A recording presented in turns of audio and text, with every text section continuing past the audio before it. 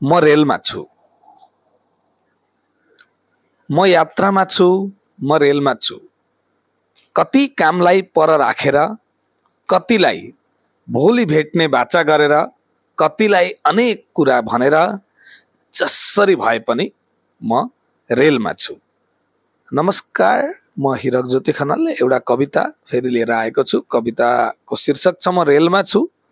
भर्खरै एउटा यात्रामा गएको थिएँ, त्यति बेला यो कविता लेखेको हो। सुन्नु होला। म यात्रामा छु। म रेलमा छु। कति कामहरूलाई पर राखेर, कतिलाई भोलि भेट्ने बाचा गरेर, कतिलाई अनेक कुरा भनेर, जसरी भए पनि म रेलमा छु। मसँगै म जस्तै हजारौं यात्रीहरू आफ्नो व्यस्तताको समयलाई जबरजस्ती मिलाएर भए पनि यात्रा गरिरहेका छन्। पक्कै हिँड्नै पर्ने बाध्यता भएरै होला। मेरो छेउमा आमा र छोरा बसेका छन्। छोरा झन्डै 2-3 वर्षको देखिन्छन्।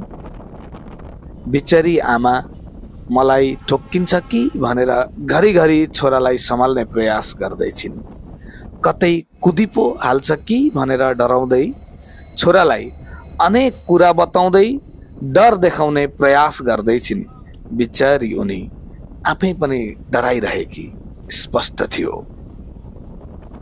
छेउमा बसेकी बुनु एकजना बिचरी कुनै परीक्षा दिन यात्रा गर्नै पर्ने बाध्यता, खोइ कल्लाई हो कोनी, घरिघरि फोनमा आफ्नो बाध्यता बुझाउने प्रयास गर्दै थाकिसकेकी।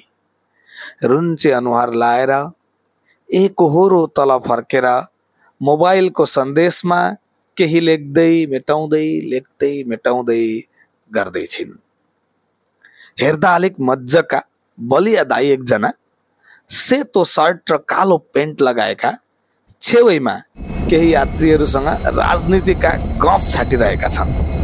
बिचरा ती यात्रुहरू झर्को लागे पनि लामो यात्रामा सुने झैं गर्दै टाउको हल्लाइरहेका छन्। कोही उङ्दै निदाउँदै असफल प्रयास गरिरहेका छन्। कोही भने यत्रो हल्लामा पनि मस्त छन् निन्द्रामा। मस्त छन्। भर्खरै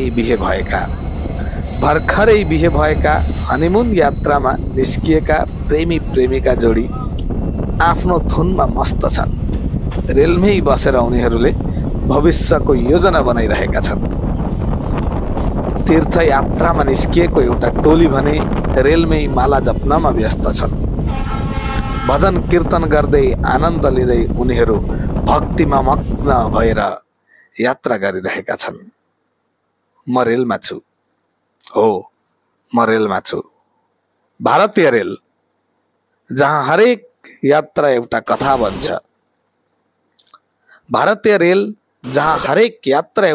बन्छ। अरबौं हृदयहरूलाई जोड्ने एउटा यात्रा बन्छ। म रेलमा छु। भारतीय रेल, जहाँ हरेक यात्रा एउटा कथा भन्छ। अरबौं हृदयहरूलाई जोड्ने एउटा यात्रा बन्छ। म रेलमा छु। म यात्रामा छु। धन्यवाद, नमस्कार। कस्तो लाग्यो भनिदिनु होला। राम्रो लाग्यो भने कृपया आफ्ना साथीहरूसँग पनि सेयर गरिदिनु होला। धन्यवाद।